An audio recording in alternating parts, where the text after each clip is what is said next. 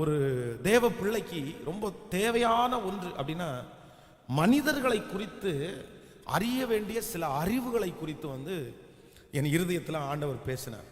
அப்போ கர்த்தருக்கு சித்தமானா இந்த 21 நாட்களும் நம்ம எதை குறித்து ரொம்ப தியானிக்க போறோம் அப்படின்னு சொன்னா மனிதர்களை குறித்து நம்ம தியானிக்க போகிறோம். ஒரு மனிதனுக்கு 3 அறிவுகள் வேண்டும்.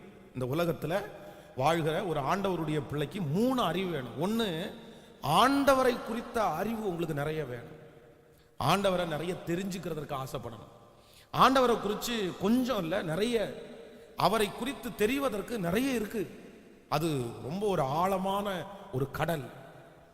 அது தோண்ட தோண்ட தோண்ட கிடைக்கிற ஒரு மிகப்பெரிய புதையல். அது வந்துட்டே இருக்கும். நீங்கள் எவ்வளவு தூரம் நெருங்குறீங்களோ அவ்வளவு தூரம் ஆண்டவர் அவருடைய வல்லமையை நமக்கு கற்றுக் கொடுத்துட்டே இருப்பாரு, சொல்லி கொடுத்துட்டே இருப்பாரு. அதுக்கு 100 ஆண்டுகள் 100 வயசு கூட பத்தாது, நமக்கு தெரிஞ்சுட்டே இருக்கலாம். 500 வருஷம் வாழ்ந்தாலும் இந்த உலகத்துல ஆண்டவரை குறித்து தெரிஞ்சுக்க வேண்டியது நிறைய வந்துட்டே இருக்கும். அது ஒரு பெரிய ஆழம். அதனால உங்களுடைய வாழ்க்கையில மிக அவசியமான ஒன்று என்ன அப்படின்னா, நீங்க ஆண்டவரை குறித்து கண்டிப்பா அறிவு வேணும்.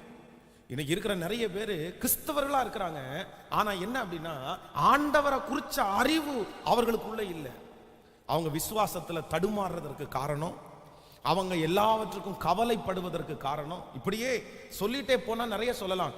இந்த உலகத்துல சந்தோஷமா அவங்க வாழாததற்கு காரணம் என்ன அப்படின்னா சர்ச்சுக்கு வந்துடுறாங்க, அவங்க ஞானஸ்நானம் அவங்க எடுத்துட்டாங்க, ஆண்டவருடைய அற்புதத்தை அவங்க பார்த்துட்டாங்க. ஆனா என்ன அப்படின்னா ஆண்டவரை குறித்து இன்னும் அவங்க என்ன பண்ணலைன்னா அறியல. ஆண்டவரை குறித்து அவர்களுக்கு தெரியாது. சும்மா மேலோட்டமான ஒரு கிறிஸ்தவனாக, ஒரு மேலோட்டமான ஒரு கிறிஸ்தவளாக அந்த வாழ்க்கையை வாழ்றாங்க. ஆனா இன்றைக்கு நான் உங்களுக்கு சொல்றேன், இந்த சத்தத்தை கேட்கிற ஆண்டவருடைய பிள்ளையே, ஆண்டவரை குறித்து உங்களுக்கு தெரியணும். அப்பதான் உங்களுக்கே ஒரு கான்ஃபிடென்ட் வரும். நான் பைபிள் காலேஜுக்கு வர்றதுக்கு முன்னாடி ஒரு பெரிய விசுவாசி அப்படின்னு நான் நினைச்சிட்டு இருந்தேன். நான் ஒரு பெரிய விசுவாசி, ஒரு நல்ல விசுவாசி, நான் ஆண்டவரை நேசிக்கிற விசுவாசி அப்படின்னு சொல்லி அதை குறித்து எனக்கு ஒரு பெரிய கான்ஃபிடென்ட் இருந்துச்சு எனக்குள்ள. நம்ம நல்லா ஆண்டவரை தேடுறோம், ஆண்டவரை பற்றி நம்ம அறிஞ்சிட்டோம். என் அண்ணன் அறியல, எங்க அப்பா அறியல, எங்க அம்மா அறியல, ஆனா நான் ஆண்டவரை குறித்து அறிஞ்சிட்டேன் அப்படின்னு நான் நினைச்சிட்டு இருந்தேன். ஆனா உண்மையிலே வேதாகம கல்லூரிக்கு வந்ததற்கு பிறகுதான் எனக்கு என்ன தெரிஞ்சிச்சு அப்படின்னு சொன்னா, ஐயோ இவ்வளவு பெரிய ஆழம் உள்ள ஆண்டவரை நம்ம ஒரு சின்ன கடுகளவு கூட அறியாம இருந்திருக்கிறோமே. அதற்கு பிறகுதான் எப்படி ஜெபிக்கணும்னு எனக்கு தெரிஞ்சிருச்சு. ஓ இப்படி ஜெபம் பண்ணணும் ஆண்டவரிடத்துல, ஆண்டவரை எப்படி விசுவாசிக்கணும்ன்றதை அதுக்கப்புறம் தான் கற்றுக்கொண்டேன். நான் ஆண்டவரால என் வாழ்க்கையில என்னென்ன செய்ய முடியும் என்கிறதை அதற்கு பிறகுதான் கற்றுக்கொண்டேன். அந்த ஆசிரியர்கள் எல்லாம் பாடம் நடத்தும் போது ஆண்டவரை குறித்து, அவருடைய வல்லமையை குறித்து, அவர் நடத்தி வந்த விதத்தை குறித்து பேசும்போது தான் ஆண்டவர் இவ்வளவு பெரிய ஆண்டவரா, இத்தனை எல்லாம் செஞ்சிருக்கிறாரா. அப்பதான் ஒன்னொன்னா அதுக்கப்புறம் பாத்தீங்கன்னா ஆண்டவர் மேல வந்த பக்திக்கு அளவே இல்லை. அப்போ ரொம்ப கவனமா கவனிங்க. உங்க வாழ்க்கையில நீங்க அறிந்து கொள்ள வேண்டிய ஒன்று என்னன்னா, கர்த்தரை பற்றி தெரிகிறதற்கு நீங்க என்ன பண்ணணும்? ஆசைப்படணும். நீங்க சும்மா எல்லாம் ஆண்டவரை குறித்து தெரிந்து கொள்ள முடியாது. ஆண்டவரை குறித்து ஒரு தேவனுடைய பிள்ளை அறிஞ்சுக்கணும் அப்படின்னு சொன்னா அவங்களுக்கு இருக்கக்கூடிய முதல் குவாலிட்டி என்ன அப்படின்னா, அவரோட யாரெல்லாம் நேரத்தை செலவிடுகிறார்களோ அவர்கள் தான் அவரை பற்றி அறிய முடியும். ஒரு நண்பனை பற்றி உங்களுக்கு அறியணும் அப்படின்னு சொன்னா, ஒரு சும்மா காலையில் எழும்புறோன்னா ஹாய் ஹலோ இல்லைன்னா குட் மார்னிங் குட் நைட்டு இந்த மாதிரி சொல்றவங்கள நம்ம எதுவும் அறிஞ்சிக்க முடியாது. ஆனா 24 மணி நேரத்துல 10 மணி நேரம் அவன் கூடவே இருக்கிறது மாதிரி ஒரு நண்பனை நம்ம வச்சுட்டோம் அப்படின்னு சொன்னா அந்த நண்பனை குறித்து மோஸ்ட்லி 80% நமக்கு தெரிஞ்சிடும், அவனை குறித்து எல்லாத்தையும். அப்போ இதே தான் ஆண்டவருக்கும். நீங்க ஆண்டவரை குறித்து அறியணும்னு ஆசைப்பட்டீங்க அப்படின்னா ரொம்ப அவசியமானது என்று அப்படின்னா, நீங்க ஆண்டவரோட இருந்தாதான் ஆண்டவரை பற்றி அறிய முடியும். ஆண்டவரோட நேரத்தை செலவிட்டாதான் ஆண்டவரை பற்றி அறிய முடியும். ஆனா நீங்க ரொம்ப கவனமா இருங்க. எல்லாருமே சின்ன பிள்ளைகள், வாலிப தம்பிங்க, தங்கச்சிங்க, உங்களுக்கு ரொம்ப என்ன அறிவு வேணும்னா இந்த உலகத்துல இயேசுவை பற்றி நீங்க என்ன பண்ணணும்னா அறியணும். இயேசுவை பற்றி அறியணும். அதான் நம்ம பாடல் பாடுவோம்ல, இன்னும் உம்மை அறியணுமே, இன்னும் உம்மை அறியணுமே, இன்னும் கிட்டி சேரணுமே, இன்னும் கிட்டி சேரணும். சேர்ந்து பாடுவோம், இன்னும் உம்மை அறியணுமே, இன்னும் உம்மை அறியணுமே, இன்னும் கிட்டி சேரணுமே, இன்னும் கிட்டி சேரணும். கரங்களை உயர்த்தி பிரசன்னோ பிரசன்னோ தேவ் பிரசன்னோ பிரசன்னோ பிரசன்னோ தேவ் பிரசன்னோ. ஹல்லேலூயா. கவனிங்க ஆண்டவருடைய பிள்ளைகளே, முன்னாடி உள்ள பரிசுத்தவான்கள் எல்லாம் பார்த்தீங்க அப்படின்னா அவர்களுக்குள்ளே இருந்த அந்த தைரியத்திற்கு அளவே இல்லை.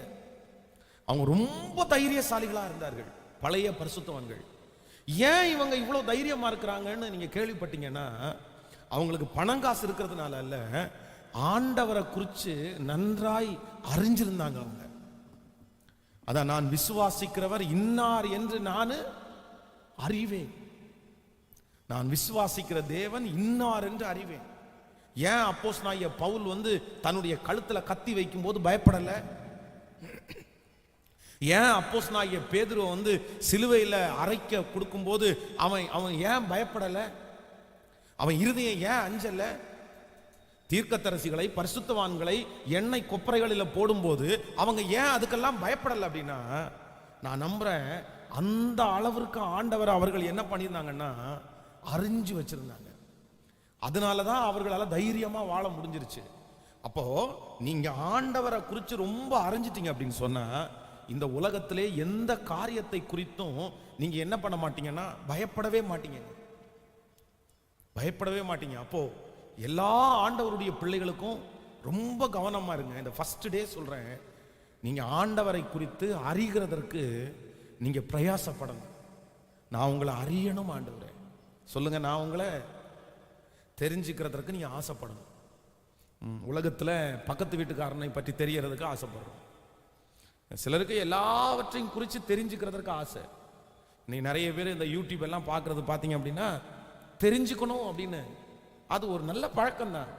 இன்னொருத்தருடைய வாழ்க்கையை குறித்து தெரிஞ்சுக்கிறதுக்கு ஆசைப்பட வேண்டாம். மற்ற மாதிரி உலகத்தில் இருக்கிற சில காரியங்களை இதை படிச்சுக்கிட்டா நல்லா இருக்கும், இது என்ன அப்படின்னு தெரிஞ்சுக்கணும் அப்படின்னு சொல்றது தவறல்ல. ஆனா இவை எல்லாவற்றுக்கும் மேலாக ஆண்டவருடைய பிள்ளைகள் ஒன்றை அறிந்து வைக்க வேண்டும். நீங்க யாரை குறித்து ரொம்ப தெரியணும் அப்படின்னா கர்த்தரை குறித்து தெரியணும். ஆமென் சொல்லுங்கள். நம்பர் 2, இரண்டாவதாக உங்களுடைய வாழ்க்கையிலே உங்களுக்கு யாரை குறித்த அறிவு வேணும் அப்படின்னா பிசாச குறித்து அறிவு வேணும். எதை குறித்து அறிவு வேணும்? அதான் ஆண்டவர் சொல்றாரு, எவனை விழுங்கலாமோ வென்று வகை தேடி சுற்றி திரிகிறான். பிசாசானவன் எவனை விழுங்கலாமோ வென்று வகை தேடி சுற்றி திரிகிறான். திருடன் திருடவும் கொல்லவும் அழிக்கவுமே அன்றி வேறு ஒன்றுக்கும் வரான். இதோ உலகத்தின் அதிபதி வருகிறான், அவனுக்கு என்னிடத்துல ஒண்ணுமே இல்லை அப்படின்னு சொல்லி பிசாச குறித்து ஆராய்ச்சி பண்ண வேண்டாம். நான் சொல்றேன், பிசாச குறித்து நம்ம தெரிஞ்சுக்கணும் அப்படின்னு சொன்னா ஒரே லைன்ல சொல்லிட வேண்டியதுதான், அவ்வளவுதான். அதுக்கப்புறம் டீப்பாலாம் போக வேண்டியதில்லை. அவன் திருடன், திருடவும் கொல்லவும் அழிக்கவுமே அன்றி வேறு ஒன்றுக்கும் வரான். கெட்டது, கெட்ட விஷயம், நம்மை நாசப்படுத்துவது, நம்முடைய வாழ்க்கையை கெடுப்பது, நமக்கு உள்ளதெல்லாம் அழிப்பது, அந்த மாதிரி ஆசை காட்டி கடைசியில் கொண்டு நம்மை குழிக்குள்ள தள்ளுறது. அதனால அவனை குறித்து அறிகிறதற்கு நம்ம தெரிஞ்சுக்கிறதுக்கு எதுவும் இல்லை, ஒரே லைன், அவ்வளவுதான். அவன் பிசாசு, அவன் கெட்டதைத்தான் செய்வான், நல்லது அவனிடத்திலே இல்லை. அதை குறித்து ரொம்ப நீங்க தியரா படிச்சு அந்த மாதிரிலாம் போக வேண்டாம். அப்படியெல்லாம் நிறைய பேர் பிசாசை குறித்து ரொம்ப தெரிஞ்சுக்கணும்னு ஆசைப்படுறவங்க நிறைய பேர் பைத்தியமானது தான் மிச்சம். அவனை குறித்து தெரிஞ்சுக்க ஆசைப்பட அவங்களுடைய மனசை மாற்றி நிறைய பேரை சத்துரு அப்படியே அழிவுக்கு நேராய் கொண்டு போயிருக்கிறார். அப்போ நம்பர் 1 முதலாவது ஆண்டவரை குறித்த அறிவு நமக்கு தேவை. நம்பர் 2 இரண்டாவது சத்ருவை குறித்து நம்ம அறிஞ்சுக்கணும். மூணாவது ரொம்ப இம்பார்ட்டன்ட் என்ன அப்படின்னா, நம்மை சுற்றி இருக்கிற மனுஷர்களை குறித்து உங்களுக்கு கண்டிப்பா ஒரு அறிவு வேணும். ஏன் அப்படின்னா, பிசாசு நம்மை சில நேரங்களிலே கொள்ளையாடுவதற்கு, நம்மை அழிப்பதற்கு அவனா செய்யாம நிறைய மனிதர்களை, ஆண்டவருடைய பிள்ளைகளை அழிப்பதற்கு அவன் யாரை தான் பயன்படுத்துறான்னா, மனுஷர்களை தான் பயன்படுத்தான். இன்னைக்கு இருக்கிற நிறைய ஆண்டவருடைய பிள்ளைகள் கெட்டு போய் நஷ்டம் அடைந்து இன்னைக்கு அவர்கள் ஒரு தோல்வியின் பாதையில போய் கொண்டிருக்கிறதற்கு மிக முக்கிய காரணம் என்ன அப்படின்னு சொன்னா, அவர்களிடத்தில் பழகிற மனிதர்களை குறித்து சரியான அறிவு இல்லாததுனால தான் இன்னைக்கு கஷ்டப்படுறாங்க. ஆண்டவரே அத பிசாசே நேரடியா வந்தெல்லாம் நிறைய பேரை ஏமாத்தல, நிறைய பேரை குழிக்குள்ள எல்லாம் பிடிச்சு தள்ளல. ஆனா நிறைய பேர் இன்னைக்கு குழிக்குள்ள கிடக்கிறதற்கு காரணம் என்ன அப்படின்னு சொன்னா, சில மனிதர்களை குறித்து ஆரம்பத்தில் தெரிஞ்சுக்காம இருந்ததுனால, அவர்களை நம்பி சில காரியங்களில் இறங்கி அந்த காரியத்தை எல்லாம் செஞ்சதுனால இன்னைக்கு அந்த மனிதர்கள் ஏமாற்றும் போது அவங்களுக்கு ரொம்ப கஷ்டமா இருக்குது. ஐயோ இப்படி ஏமாத்திட்டாங்களே, இப்படி பண்ணுவாங்கன்னு எனக்கு தெரியலையே.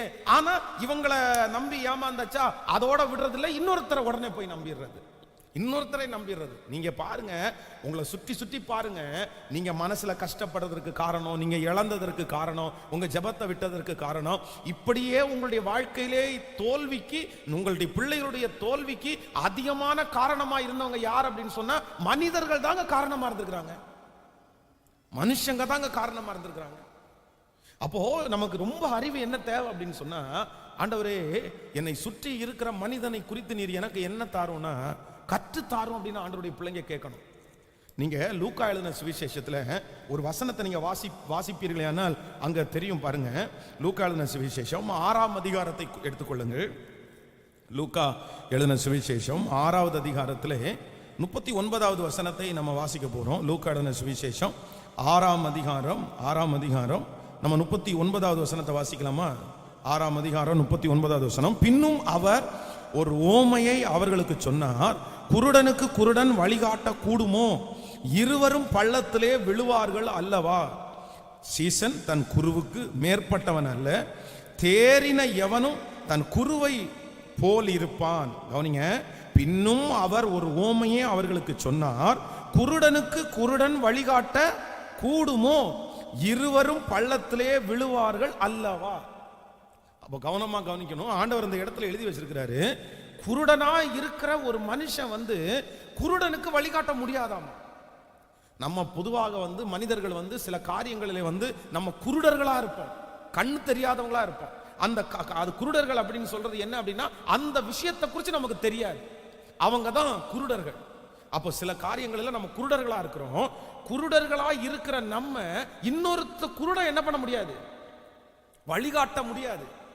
அவங்களுக்கு கண்ணு தெரிஞ்சிருந்தா தான் நம்மை நேர்த்தியான வழியிலே நடத்த முடியும். ஆனா நம்மை சுற்றி இருக்கிற நிறைய பேர் இன்னைக்கு எப்படிப்பட்டவங்களா தான் இருக்கிறாங்க அப்படின்னா, குருடர்களா தான் இருக்கிறாங்க. அதனாலதான் ஆண்டவர் வேதத்துல எழுதி வைத்திருக்கிறார், உனக்கு மனுஷனை குறித்த அறிவு மிக மிக மிக மிக அவசியம், ரொம்ப தேவை.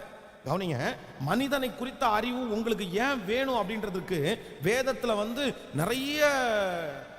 நிறைய காரியங்கள், நிறைய சம்பவங்கள் எழுதப்பட்டிருக்கிறது. அப்சலோமை குறித்து வேதம் சொல்லுகிறது, அப்சலோமுக்கு கூட ஆலோசனை சொல்லுகிற ஒரு மனுஷன் இருக்கிறான். அது தாவீதான அலுப்பப்பட்ட அந்த மனுஷன். அப்சலோம் ரொம்ப டேலண்டான பர்சன். அப்சலோம் ஜனங்களை தன்னுடைய கைக்குள்ளாக கொண்டு வந்தான். நல்லா ஒர்க் பண்றவன், நல்லா அழகானவன், ஜனங்கள் எல்லாம் பேச்சினால கவர் பண்றவன், ஒரு ராஜாங்கத்தை நடத்துவதற்கு சகல திறமையும் அவனுக்குள்ளே இருக்கிறது. இப்ப அவனுடைய அப்பாவை சிறைபிடிப்பதற்கு, இல்லைன்னா அவங்க அப்பாவை கொன்னு அந்த ராஜ்ய பாரத்துல ஏறி உட்கார்றதற்கு அவங்கிட்ட எல்லா பலமும் வந்துருச்சு. ஆள் பலம் வந்துருச்சு, மிலிட்டரி பலம் வந்துருச்சு, எல்லாமே அவன்கிட்ட வந்துருச்சு. ஆனா ஏன் அந்த அப்சலோம் தோற்று போனா அப்படின்னா, அவனுக்கு ஆலோசனை சொல்லுவதற்காக தாவீது இன்னொருத்தனை அனுப்புறான். பாருங்களேன், இந்த ஒரே ஒருத்தன் நல்ல ஆலோசனை சொன்ன அப்சலோமுடைய ஆலோசனையை கவுத்து போட்டு, அது கர்த்தரே உண்டு பண்ணாருன்னு வைங்களேன்.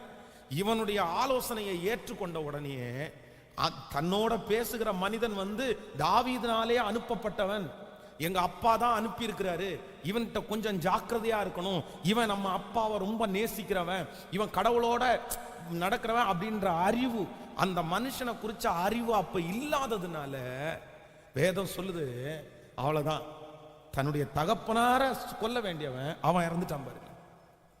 அப்போ நம்ம நிறைய பேர் கெட்டு போகிறது யாரால அப்படின்னு சொன்னா மனிதர்களால தான். இந்த சம்பவத்தோட முடியல, நீங்க வந்து வேதத்துல வந்து யெரொபெயாம் அப்படின்ற சாலமோனுடைய மகனை குறித்து வேதத்துல வாசிப்பீர்களே, ஆனால் அந்த மனுஷனும் தன்னுடைய ராஜ்ய பாரத்தை இழந்தது யாரால அப்படின்னா மனுஷனால தாங்க இழந்தான். மனுஷனால தாங்க இழந்தான், வேற யாராலையும் இழக்கல. அவனோடு கூட வளர்ந்த வாலிபர்கள் வந்து அவன் ஆலோசனை கேட்கும் போது, ஆமா நீங்க அப்படியெல்லாம் சொல்லாதீங்க, நீங்க அப்படியெல்லாம் தாழ்ந்து போகாதீங்க அப்படின்னு அவனை மோட்டிவேட் பண்ணாங்க பாருங்க அந்த வாலிப பசங்க.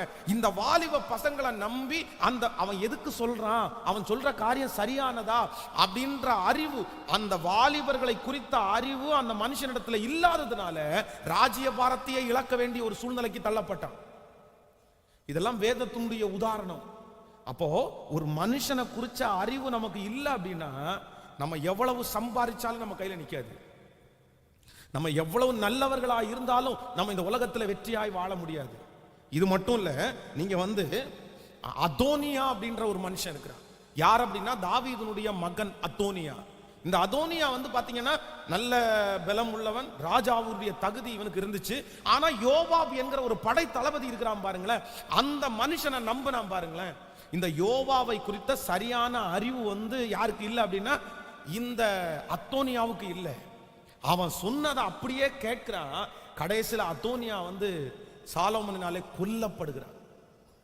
அப்போ மனுஷங்களை சரியா அறியலைன்னா மரணம் கூட வந்துடும் ஆண்டவருடைய பிள்ளைகளே. இது மட்டுமல்ல, அம்னோனை குறித்து வேதத்தில் வாசிக்கிறோம். தாவீதுனுடைய மகன் அம்னோன், அவனுக்கு ஒரு ஃப்ரெண்டு இருக்கிறான், அவனுடைய நண்பன்.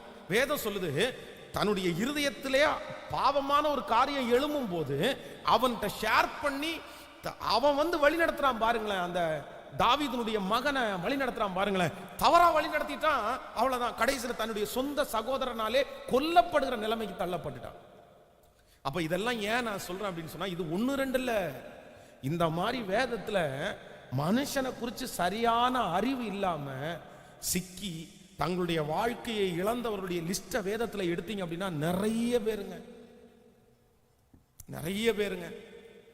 இப்போ கூட இந்த சத்தத்தை கேட்கிற நிறைய பேர் அப்படிதான். அவங்க வாழ்க்கையில வந்து அதிகமாக நீங்கள் தோற்று போனது, விழுந்து போனது, நீங்க விசுவாசத்தை விட்டு வழுகி போனது, பணங்கள் நஷ்டமானது, நீங்க தவறான ஒரு காரியத்தை தெரிந்து கொண்டது, கடன்காரங்களாய் மாற்றப்பட்டிருக்கிறது, உங்களுடைய பேரை கெடுத்து கொண்டது, உங்க வாழ்க்கை சுமூகமாய் ஓடாததற்கு காரணம் இது எல்லாமே யாரால் அப்படின்னு பாத்தீங்கன்னா, சுத்தி பாத்தீங்கன்னா மனுஷனை குறித்து சரியான அறிவு இல்லாததுனால தான் நீங்க அப்படி ஆயிட்டீங்க. உண்மைதானே? சொல்லுங்க. அப்போ இந்த 21 நாட்களில் நான் கொடுக்க போகிற முதல் ஜெப குறிப்பா உங்களுக்கு கொடுக்குறேன். ஆண்டவருடைய பிள்ளைங்க ஆண்டவரத்தில் என்ன ஜெபிக்கணும்னா, ஆண்டவரே மனுஷனை குறித்து எனக்கு என்ன பண்ணுங்க சொல்லித்தாங்க ஆண்டவரே, எனக்கு சொல்லித்தாங்க ஆண்டவரே. இது ஒரு பெரிய பவர், இது ஒரு பெரிய அபிஷேகம். சிலர் வந்து இதுல ரொம்ப கேர்ஃபுல்லா இருப்பாங்க, அவங்களுக்கு படிப்பறிவு கூட இருக்காதுங்க. இந்த உலகத்துல இருக்கிற நாலேஜ் வந்து சுத்தமா அவங்களுக்கு இருக்காது, படிப்புல அவங்க ஜீரோவா இருப்பாங்க. ஆனா என்ன அப்படின்னா, ஒரு மனுஷனை பார்த்துட்டாங்கன்னா, ஒரு மனுஷன் தங்கிட்ட பேசுறத பார்த்துட்டாங்கன்னா அவ்வளவு அழகா கண்டுபிடிச்சிருவாங்க, அவ்வளவு நேர்த்தியா கண்டுபிடிச்சிருவாங்க. நீ இவன் தானப்பா, நீ இந்த காரியத்துக்கு தானப்பா வர்ற, நீ இந்த காரியத்தை செய்யறதுக்காக தானப்பா துடிக்கிற, கரெக்டா கண்டுபிடிச்சிருவாங்க. அப்போ நம்ம எல்லாரும் ஆண்டவரத்துல கேட்போம், ஆண்டவரே இனி நான் மனுஷனால் நஷ்டப்படாதபடிக்கு, இனி நான் மனுஷனால் தோல்வி அடையாதபடிக்கு எனக்கு ஒரு இரக்கத்தை பாராட்டும் ஆண்டவரே. நான் மனிதனை குறித்து அறியக்கூடிய ஒரு அறிவை எனக்கு தாரும். ஆமேன் சொல்லுங்கள். கைகளை உயர்த்தி ஒரு ஹல்லேலூயா சொல்லுங்க. நான் இதுக்கு ஒரு சாட்சி ஒன்று சொல்றேன் உங்களுக்கு. நான் வந்து ரட்சிக்கப்பட்டு வேதாகம கல்லூரிக்காக அந்த அப்ளிகேஷன் ஃபார்மை ஃபில்அப் பண்ணி அனுப்பிட்டேன். நான் தான் சொல்லியிருக்கிறேன், என்னுடைய பாஸ்டர் எதை சொன்னாலும் அதுக்கு மறு பேச்சு நான் பேசினதே இல்லை. நீங்கள் அந்த வேதாகம கல்லூரியிலேயே கொண்டு போய் வந்து அந்த எங்களுடைய ஊழியக்காரர் வந்து ஃபார்மை ஃபில்லப் பண்ணி அனுப்பியாச்சு. அனுப்பினதற்கு பிறகு என்னுடைய ரொம்ப நண்பர், நெருங்கிய நண்பர், அதுவும் ஆவிக்குரிய நண்பர், அவர் நல்லவன் தான், கெட்டவன் எல்லாம் கிடையாது. ஆனால் திடீர்னு அவன் என்ன சொல்கிறான் அப்படின்னு சொன்னால் ஒரு ஆலோசனை சொல்கிறான். டேய், நான் வந்து 10th முடிச்சிட்டேன், நான் 10th படிக்கிறேன், 10th முடிச்சுட்டு நான் வந்து வேலைக்கு போயிட்டேன், 1 year வேலைக்கு போயிட்டேன். அவனும் நானும் ஒரே கிளாஸ் தான் படிக்கிறோம். நான் 10th படிக்கும்போது அவன் வந்து நான் வேலைக்கு போனோன்னா அவன் +1 போயிட்டான்.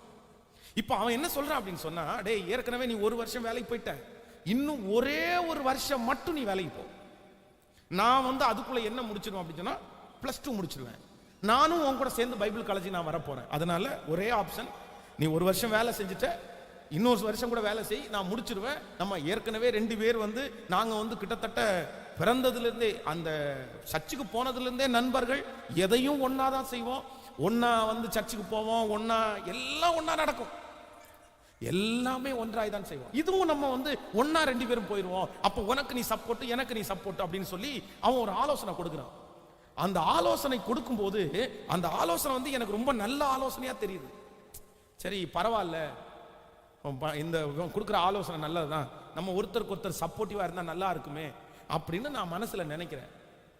ஆனா அப்புறம் வந்து இல்ல நம்ம ஆண்டவருடைய பாஸ்டருடைய வார்த்தையை மீற மாட்டோம்னு நம்ம ஒப்பு கொடுத்துட்டோம், அதுதான் கர்த்தருடைய சித்தம், நம்ம பாஸ்டருடைய வார்த்தையை மீறுறது ஆண்டவருடைய வார்த்தையை மீறுற மாதிரி அப்படின்னு நினைச்சிட்டு நான் வந்து இல்லடா, நீ அடுத்த வருஷம் வா, இந்த வருஷமே நான் போய் எப்படி அங்க இருக்குன்னு பார்த்துடுறேன், அப்ப நான் போய் 1 வருஷம் பழகிட்டேன்னா நீ வரும்போது இன்னும் உனக்கு நல்ல சப்போர்ட்டிவா இருக்கும், அதனால நான் முன்னாடி போறேன்னு சொல்லிட்டு முன்னாடி வந்தேன்.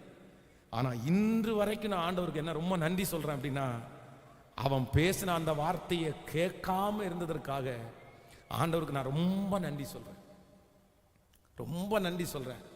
நான் மட்டும் அவன் என்னுடைய நெருங்கின நண்பன் அப்படின்னு சொல்லி அந்த வார்த்தைக்கு மட்டும் கீழ்ப்படிஞ்சிருந்தேன்னா உண்மையிலே ஆண்டவருடைய பிள்ளைகளே இன்றைக்கு நான் ஊழியத்திற்கு வந்திருக்கவே மாட்டாங்க. அப்படி ஊழியத்திற்கு வந்திருந்தாலும் என்னுடைய ட்ராக் எப்படி ஆயிருக்கும்னே தெரியாது. அதான் நான் நிறைய பேருக்கு சொல்லியிருக்கிறேன், அந்த ஒரே 1 வருஷத்துல என் கூட இருந்த அத்தனை வாலிப பசங்களும் அப்படியே கெட்டு போயிட்டாங்க.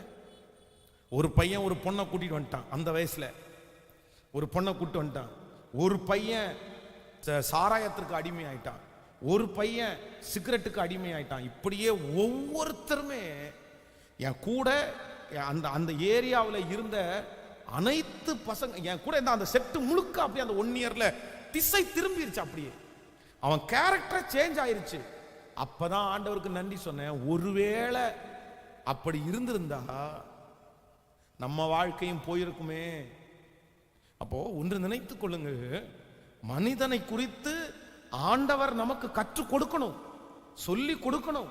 அவன் நமக்கு உயிருக்கு உயிரான நண்பனா இருக்கலாம், நம்மை நேசிக்கிறவர்களா இருக்கலாம், அவங்க ஒன்னும் நம்ம கெட்டு போறதுக்கெல்லாம் சொல்ல மாட்டாங்க, நம்ம நல்லா இருக்கிறதா சொல்லுவாங்க. ஆனா நான் சொல்றேன், அவங்க நம்ம நல்லா இருக்கிறதுக்காக சொல்றதும் அது தவறாய் போச்சு அப்படின்னு சொன்னா அவ்வளவுதான், நம்ம இழந்துருவோம். சோ நம்ம நண்பன் சொல்லுகிற எல்லா வார்த்தையும் நல்ல வார்த்தை கேட்கல, நம்மளை நேசிக்கிறவங்க சொல்ற எல்லா ஆலோசனையும் நல்ல ஆலோசனைன்னு நம்ம எடுத்துக்க முடியாத ஆண்டவருடைய பிள்ளைகளே, எடுத்துக்க முடியாது. அவங்க நம்ம மேல பாசம் வச்சுதான் சொல்றாங்க, அவங்க நம்ம வளரணும்னு நினைச்சுதான் சொல்றாங்க, அவங்க நம்ம 10 காசு சம்பாதிக்கணும்னு நினைச்சுதான் சொல்றாங்க. ஆனா அது தப்பா போச்சு அப்படின்னு சொன்னா வெட்கப்பட்டு நிக்கிறது யார் தான்? நம்ம தான் வெட்கப்பட்டு நிற்போம், அவங்க வெட்கப்பட்டு நிக்க மாட்டாங்க. அதனால ரொம்ப கேர்ஃபுல்லா இருக்கணும். ஆண்டவரிடத்துல கேளுங்க, ஆண்டவரே மனுஷனை குறித்து எனக்கு என்ன தாங்க அப்படின்னா சொல்லி தாங்க. ஹல்லேலூயா. அதுதான் ஷார்ப்பான ஒரு மனுஷன்.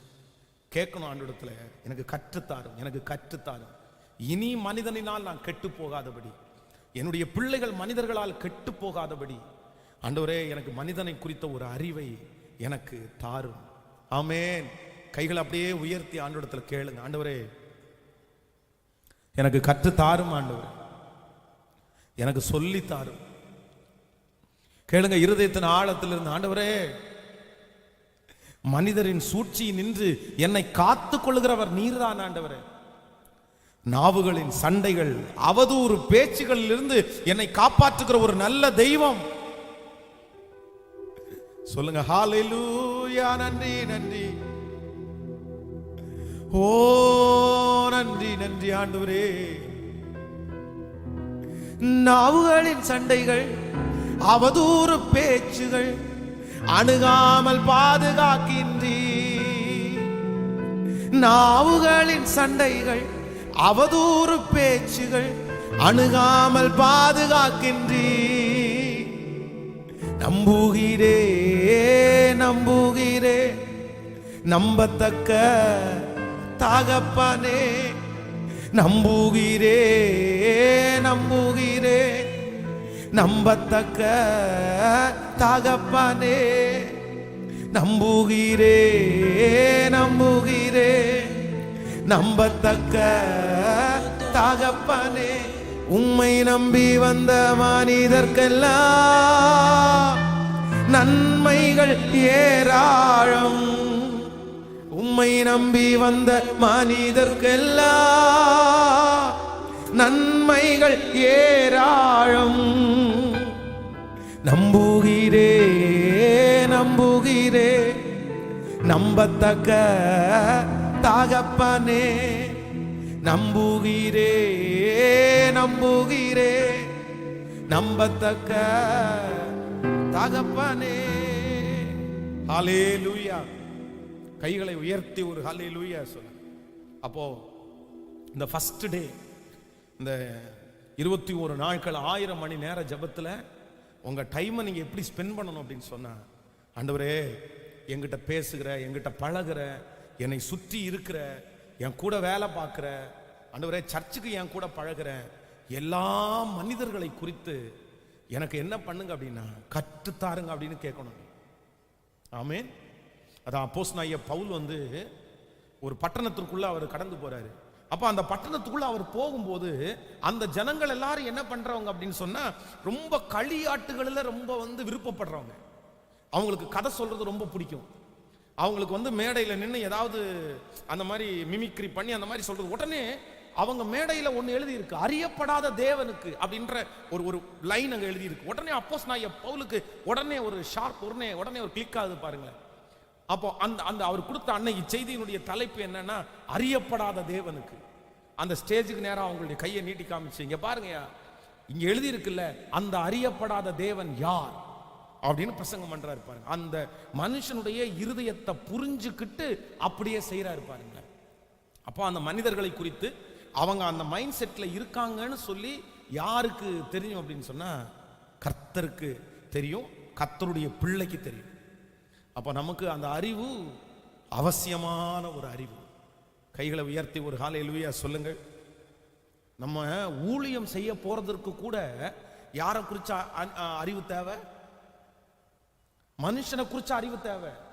இன்னைக்குள்ள சூழ்நிலையில யாராவது ஒருத்தருக்கு தனித்தாள் ஊழியத்தை நீங்க செய்யும் போது அந்த ஊழியத்தை செய்கிறதற்கு கூட என்ன வேணும் அப்படின்னு சொன்னா, உங்களுக்கு அந்த அறிவு தேவைப்படுது. இல்லை அப்படின்னா இன்னைக்கு ஊழியம் கூட செய்ய முடியாது, நம்ம அடி வாங்கி தான் வர வேண்டியதா இருக்கும். ரொம்ப கோவப்பட்டுருவாங்க.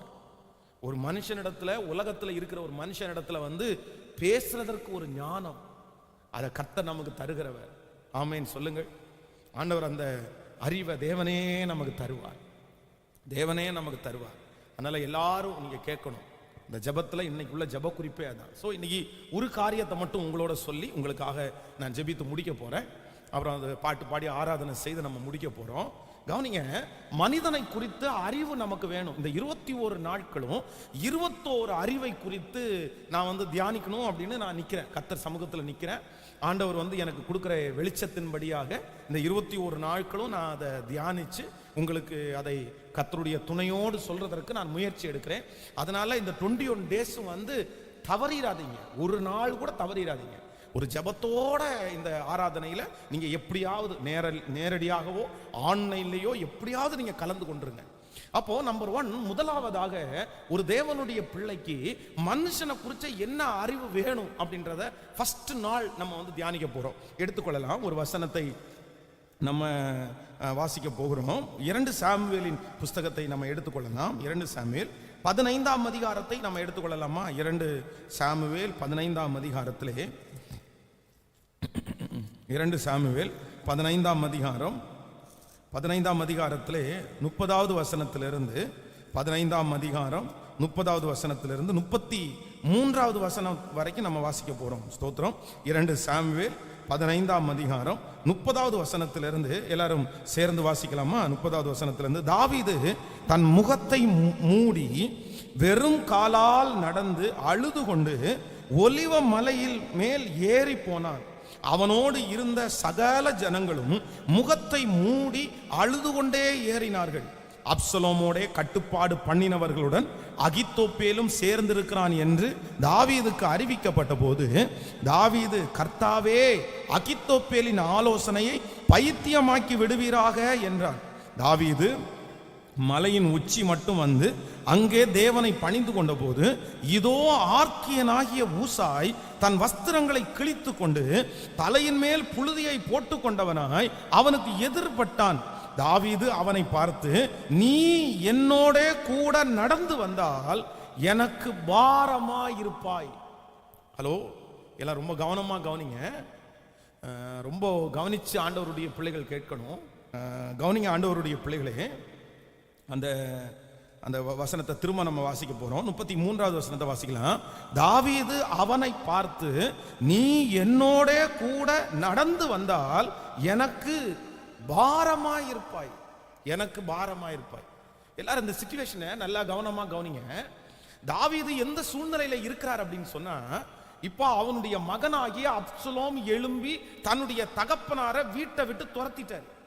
இப்ப தாவீதோட கூட கொஞ்சம் பேர் சேர்ந்து, நீங்க மட்டும் போவேனா, நம்மளும் போவோம்னு சொல்லி ஒரு சின்ன கூட்டம், அந்த நாட்டினுடையவே ராஜா, ஆனா கொஞ்சம் பேர் மட்டும் அவனோடு கூட சேர்ந்து கால்நடையாய், அத செருப்பு கூட போட முடியல அவரால், அவசரம். தன்னுடைய பிள்ளை படை எடுத்துட்டு வர்றான், தன்னுடைய பிள்ளை ஆட்களை கூட்டிட்டு வர்றான். ஆட்களை கூட்டிட்டு வரும்போது இப்ப தன்னுடைய தகப்பனாரால வீட்டுல ஒருவேளை உட்கார்ந்துட்டார் அப்படின்னு சொன்னா அவ்வளவுதான், அவரால் ஒண்ணுமே பண்ண முடியாது, கொன்னாலும் கொன்றுவான். அதனால அவசர அவசரமா வீட்டை விட்டு இப்ப கிளம்புறாரு. செருப்பு கூட போடாம பாத்தீங்க அப்படின்னு சொன்னா அவரு கிளம்புறாரு. அவரோடு கூட கொஞ்சம் கூட்டம் அப்படியே கிளம்பி வருது. இப்ப நடந்து கொஞ்சம் ஒரு மலைக்கு வந்துட்டாங்க. அப்போ அவருடைய ரொம்ப நெருக்கமான, அவர் மேல ரொம்ப பாசமா இருக்கிற ஊசாய் அப்படின்ற ஒருத்தன், இவன் ஒரு நல்ல நீதிமான், நல்ல ஒரு தேவனுடைய பிள்ளை, தாவீதை பர்சனலா ரொம்ப நேசிக்கிற ஒரு மனுஷன் தான் இவர். இப்ப என்ன பண்றாரு அப்படின்னா, தாவீதுக்கு இப்படிப்பட்ட ஒரு நிலைமையா, ஐயோ உங்களுக்கு போய் இப்படி ஆச்சா, அந்த துக்கத்தை வெளிப்படுத்துறதற்கு இஸ்ரவேல் ஜனங்கள் எப்பொழுதுமே அவர்களுடைய துக்கம் கொடிய துக்கமா இருக்கும் அப்படின்னு சொன்னா, அந்த துக்கத்தை வெளிப்படுத்துறதுக்கு என்ன பண்ணுவாங்க அப்படின்னு சொன்னா, தன்னுடைய தலையின் மேல புழுதியை போட்டுக்கொண்டு வஸ்திரத்தை கிழிச்சு தங்களுடைய துக்கத்தை வெளிப்படுத்துவாங்க. அப்படின்னா அவங்க எக்ஸ்ட்ரீம் துக்கத்துல இருக்காங்கன்னு அர்த்தம். அப்படிதான் அவங்க வெளிப்படுத்துவாங்க. அதான் கடைசியில வந்து இது பழக்கமாவே அவங்களுக்கு மாறி போச்சு. ஏதாவது ஒண்ணுன்னா உடனே சட்டை கிழிச்சுக்கிறது. சட்டை கிழிச்சனாலதான் ஆண்டவர் சொல்றாரு, உங்களுடைய வஸ்திரத்தை அல்ல உங்களுடைய இருதயத்தை கிழித்து, சடங்காச்சாரம் வேணாம். ஏன்னா அதனால தான் ஆண்டவர் அப்புறமா சொல்றாரு. அப்போ தன்னுடைய துக்கத்தை வெளிப்படுத்துறதுக்கு தலை மேல புழுதியை போட்டுட்டு வஸ்திரத்தை கிழிச்சிட்டு ஓன்னு அழுறான். நம்ம இந்த மாதிரி ஒரு சிச்சுவேஷன்ல பிள்ளையால துரத்தப்பட்டு, இல்ல மேனேஜரால துரத்தப்பட்டு, யாராவது ஒருத்தரால கைவிடப்பட்டு, அவ்வளோ பெரிய போஸ்டிங்ல இருந்தவங்க கீழே விழுந்து அப்படி ஒரு சிச்சுவேஷன்ல இருக்கும்போது, யாராவது ஒருத்தர் நம்ம துக்கத்தோட வந்து நம்மள்கிட்ட பகிர்ந்து கொண்டு அவங்க துக்கத்தை வெளிப்படுத்தினா, நம்ம உடனே என்ன நினைப்போம் தெரியுமா? இங்க இருக்கிற மொத்த கூட்டத்திலையும் யார் தான் பெஸ்ட், இவன் தான் நம்ம மேல அன்பு வச்சிருக்கிறவன் பாரு. நம்ம சந்தோஷம் அடைகிற நாள்ல சந்தோஷப்படுறது மட்டும் இல்ல, நம்ம துக்கப்படும் போது இவர் துக்கப்படுறாரு பாரு அப்படின்னு அவர் மேல நமக்கு ரொம்ப அன்பாயிரும். ஆனா தாவீது அந்த இடத்துல சொல்றான், நீ என்னோடு கூட வந்தால் எனக்கு பாரமாயிருப்பாய், நீ என்னோடு கூட வந்தால் எனக்கு பாரமாயிருப்பாய். அப்போ நம்பர் 1, முதலாவதாக ஆண்டவருடைய பிள்ளைகளே, உங்களுக்கு மனுஷனை குறித்து முதல்ல அறிவு என்ன வேணும் அப்படின்னா, மனிதர்கள் நம்மேல் பரிதாபப்படுகிறத நம்ம ஏற்றுக்கொள்ளவும் கூடாது, நம்ம அதற்காக ஆசைப்படவும் கூடாது. நன்றாய் கவனிங்கள். மனிதர்கள் உங்கள் மேல் பரிதாபப்படுகிறத நீங்க ஏற்றுக்கொள்ளவே கூடாது. இன்னைக்கு நிறைய பேரு இதுல தப்பு பண்ணிட்டே இருக்கிறாங்க. யாராவது ஒருத்தர் அவங்க மேல பரிதாபப்பட்டு ஏதாவது ஒண்ணு பேசிட்டாங்களா, உடனே அவங்களுக்கு அவ்வளோ வருத்தமா இருக்கும். பாருங்க, அவெல்லாம் இப்படி பரிதாபப்படுற மாதிரி நான் ஆயிட்டேனே, அவெல்லாம் இப்படி பரிதாபப்பட்டு என் மேல சொல்ற அளவுக்கு நான் ஆயிட்டேனே. ஆண்டவருடைய பிள்ளைகள் ஒன்று நினைத்துக் கொள்ளுங்கள், தாவீது எல்லாரும் பரிதாபப்படுகிற நிலைமையில தான் மாற்றப்பட்டிருக்கிறான். அவனுடைய சூழ்நிலை பரிதாபப்படுகிற நிலைமைக்கு தள்ளப்பட்டுட்டான். வீட்டை இழந்துட்டான், ராஜாங்கத்தை இழந்துட்டான், சொத்துக்களை இழந்துட்டான், எல்லாம் அவனை விட்டு போய் இப்பொழுது தனி மனிதனாய் நின்று கொண்டிருக்கிறான். எல்லாரும் பார்த்தவங்க தாவீதை பார்த்து, ஐயோ உங்களுக்கு போய் இப்படி ஆயிடுச்சே, உங்களுக்கு போய் இப்படி நடக்கலாமா, நல்லவனுக்கு போய் இப்படி ஆயிடுச்சே, பரிதாபப்படுகிற ஒரு சூழ்நிலையிலே தள்ளப்பட்டா கூட அவன் மேல பரிதாபப்படுகிறத தாவீது என்ன பண்ணலன்னா ஏற்றுக்கவே இல்லைங்க. எனக்கு ஆண்டவர் இந்த சூழ்நிலையை அனுமதிச்சிருக்கிறாரு, எனக்கு இந்த பாரத்தை கர்த்தர் அனுமதிச்சிருக்கிறாரு, என்ன கர்த்தர் இந்த சூழ்நிலையில நடத்தி கொண்டு போறாரு. கர்த்தருக்கு ஸ்தோத்திரம். ஆனா நீங்க என் மேல பரிதாபப்படுறத நான் ஒரு நாள் என்ன பண்ண மாட்டேன்னா ஏற்றுக்க மாட்டேன்ற ஒரு அறிவு ஆண்டவருடைய பிள்ளைகளுக்கு கண்டிப்பா தேவை. நம்மளை குழியில தள்ளுறவங்க நம்மளை உயர்த்தவங்கன்ற விட நான் சொல்றேன், நம்ம மேல பரிதாபப்படுற நிறைய பேரு நம்மளை என்ன பண்ணிடுவாங்கன்னா சீக்கிரமா குழியில தள்ளிடுவாங்க. இந்த சகோதரிகள் ஒன்று கவனிங்கள், சில நேரத்தில் இந்த சகோதரிங்க தனியா பிள்ளைய தூக்கிட்டு வருவாங்க பாருங்களேன். உடனே சுத்தி இருக்கிறவங்க என்ன கேட்பாங்க அப்படின்னா, உங்க ஹஸ்பண்டு சொல்லுங்க, ஹஸ்பண்டு வரலையான்னு கேட்பாங்க. உடனே இவங்க என்ன சொல்லுவாங்க அப்படின்னு சொன்னா, வரல, அவர் இந்த மாதிரி ஒரு அர்ஜென்டா ஒரு வேலை ஆகி போச்சு, அங்க போயிருக்காருன்னு. அதோட விட்டா பரவாயில்ல. அதுக்கப்புறம் ஒன்று சொல்லுவாங்க, நானும் பார்த்துட்டு இருக்கிறேன் இந்த பிள்ளைங்களை நீங்க ஒருத்தரையே என்ன பண்ணிட்டு இருக்கிறீங்க, நீங்க ஒருத்தரே சுமந்துட்டு இருக்கிறீங்க, உங்க ஹஸ்பண்ட் வரவே மாட்டாரா, நானும் நினைக்கிறேன் உங்க தலையில கட்டிட்டு அவர் போறாரு போல தெரியுது, ஐயோ நீங்க ரொம்ப பாவங்க அப்படின்னு சொன்ன உடனே இந்த அம்மாவுக்கு ஒரு சோகம் வரும் பாருங்களேன். இங்க இருந்து அதை முடிச்சிட்டு ஜபம் முடிச்சிட்டு வீட்டுக்கு போன உடனே சட்டையை பிடிச்சு, உங்களால நான் எவ்வளவு பாடுபடுறேன் தெரியுமா, உங்களால நான் எவ்வளவு கஷ்டப்படுறேன் தெரியுமா, நீங்க வராததுனால அவங்க இவங்க எல்லாருமே என்ன குறிச்சு ரொம்ப கேட்கிற மாதிரி ஆளாயிடுச்சு தெரியுமா, எப்படி கேட்டிருக்காங்க தெரியுமா அப்படின்னு மற்றவர்கள் நம்மை குறித்து பரிதாபப்பட்ட உடனே நமக்கு அப்படியே விசுவாசமே போயிடும், நம்பிக்கையே போயிடும். அதான் ஒரு விசை ஒரு சிஸ்டர் என்கிட்ட அப்படிதான் ரொம்ப வருத்தப்பட்டாங்க. பாஸ்டர் எனக்கு ரொம்ப கவலையா இருக்குது, என்னை பார்த்து ரொம்ப பரிதாபப்படுறாங்க, ஏன் அப்படின்னு கேட்டேன். இல்லை அதனால கணவனார் உங்க கூட வர வேணான்னு சொல்லலை, இந்த மாதிரி என் கூட கணவனார் வரல அப்படின்னு சொல்லி ரொம்ப என்ன வருத்தப்படுத்துறாங்க, நீ எப்போ பார்த்தாலும் நீ தான் சுமந்துட்டு வர்ற அப்படின்னு சொன்னாங்க. உடனே நான் என்ன சொன்னேன் அப்படின்னு சொன்னா, நீங்க ஒன்று பண்ணுங்க, இந்த ஜெபம் முடிச்சுட்டு இந்த ஃபாஸ்டிங் பிரேயர் முடிச்சுட்டு கொஞ்சம் வெயிட் பண்ணுங்க, உங்கள்கிட்ட பேச வேண்டியது இருக்குன்னு சொன்னேன். அப்போ அந்த ஃபாஸ்டிங் பிரேயர் முடிச்ச உடனே அந்த ஃபாஸ்டிங் பிரேயர் எனக்கு தெரியும், ரெகுலரா ஒரு சிஸ்டர் 3 குழந்தைங்களை கொண்டு வருவாங்க. 3 குழந்தைங்க, 2 பெண் குழந்தைங்க, ஒரு பையன். இது ஒவ்வொன்றும் என்னன்னா ஒரு வருஷம் தாண்டி கரெக்டா கிடைச்சது. எல்லா பிள்ளையும் 1 இயர் தாண்டி கிடைச்ச பிள்ளை. உண்மையிலே சொல்ல போனா ஒரு பிள்ளைய இங்க தூக்கியிருப்பாங்க, ஒரு பிள்ளைய இங்க தூக்கியிருப்பாங்க, கையில பைபிள் பை, ஒரு குழந்தைய கையில பிடிச்சிருப்பாங்க. அவங்க ரோட்ல நடந்து வர்ற அந்த சீனை பார்த்துட்டோம் அப்படின்னு சொன்னா நமக்கு ரொம்ப கஷ்டமா இருக்கும். சரி, 3 குழந்தைங்க சின்ன குழந்தைங்க, ஆனா அந்த 3 குழந்தைங்க ஸ்கூலுக்கு போல, அந்த படிக்க வரல அப்போ, ஆனா 3 குழந்தைங்களையும் தூக்கிட்டு தனியா ஃபாஸ்டிங் பிரேயர் நடந்து வருவாங்க. அப்ப இந்த ஒரு குழந்தைய தூக்கிட்டு வர்ற அந்த சிஸ்டரை வெயிட் பண்ணிட்டு அவங்க பிரேயர் முடிச்சுட்டு போகும்போது, சிஸ்டர் அந்த சிஸ்டரை கொஞ்சம் பாருங்க, அந்த சிஸ்டரை கொஞ்சம் பாருங்க, 3 குழந்தைங்களை கூட்டிட்டு வர்றாங்க, ஆனா அவங்க கணவனாரு அவங்க வீட்டில் இருக்கலாம், அவங்க கர்த்தரை தேடாம கூட இருக்கலாம். அந்த ரோட்ல நடந்து வரும்போது நமக்கே பயமா இருக்கும், என்ன இப்படி குழந்தைங்களை தூக்கிட்டு வர்றாங்களே அப்படின்னு சொல்லி. அப்போ ஒன்று நீங்க ரொம்ப கவனமா கவனிக்கணும், உங்க மேல யாரும் பரிதாபப்பட வேண்டிய அவசியம், சத்தமா சொல்லுங்க, ஏங்க பரிதாபப்படணும்? உங்க மேல யாரும் பரிதாபப்படுகிறதை நீங்கள் ஏற்றுக்கொள்ளவே கூடாது. அப்படிப்பட்ட மனுஷங்களை உங்க பக்கத்துல வச்சீங்க அப்படின்னு சொன்னா நாளுக்கு நாள் அவங்க வந்து உங்களை கீழே தான் கொண்டு போவாங்க, உங்களை அழிச்சிருவாங்க, உங்களை பலவீனமாக்கிடுவாங்க, உங்க விசுவாசத்தை உங்களை விட்டு எடுத்து போட்டுருவாங்க, உங்க விசுவாசம் போயிரும்.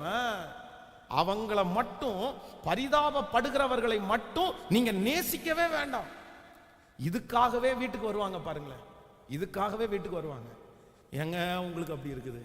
வீட்டுக்கு வந்த உடனே உங்க வீடை பார்த்துட்டு இப்படி ஒரு வீட்லயா குடியிருக்கிறீங்க, இப்படி ஒரு, அப்புறம் என்ன எங்க வீட்டில் குடியிருக்கிறது இருக்கு? அப்படி ஒருவேளை உங்க மேல ரொம்ப அக்கறையா இருந்தா நான் என்ன சொல்றேன் அப்படின்னா, ஒரு வீடு வாடகைக்கு பிடிச்சு கொடுத்து மாசம் வீட்டு வாடகை கட்டிட்டு போக வேண்டியதானே? சொல்லுங்க. உங்க மேல பரிதாபம், உங்க மேல கவலைப்படுறவங்க என்ன பண்ணணும்?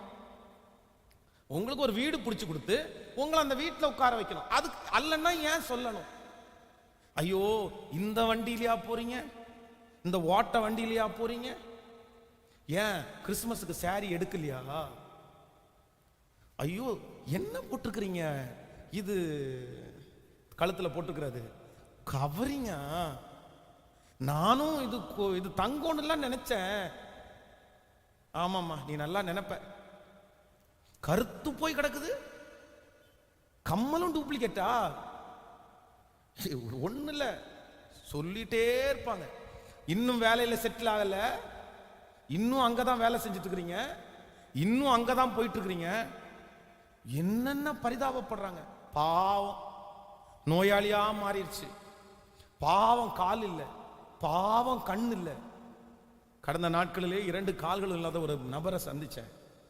அவர் சொல்றாரு, எனக்கு பிடிக்காத ஒரு வார்த்தை, என்ன ஊனோன்னு சொல்றது எனக்கு பிடிக்கல பாஸ்டர் அப்படின்னு சொல்றாரு. அப்போ ஆண்டவருடைய பிள்ளைகளே, உங்களுக்கு மனிதனை குறித்த முதல் அறிவு வேணும். உங்க மேல பரிதாபப்படுறவங்களை நீங்க வீட்டுக்குள்ள என்ன பண்ணக்கூடாது? சொல்லுங்க, விட்டுறக்கூடாது. பக்கத்துல கையை பிடிச்சு சொல்லுங்க, உங்க மேல பரிதாபப்படுறவங்களை, சொல்லுங்க, நல்லா சொல்லுங்க, உங்க மேல பரிதாபப்படுறவங்களை கூட வச்சுக்காதீங்கன்னு. என்ன கேட்டா அவங்கள வீட்டிலேயே சேர்க்க கூடாது.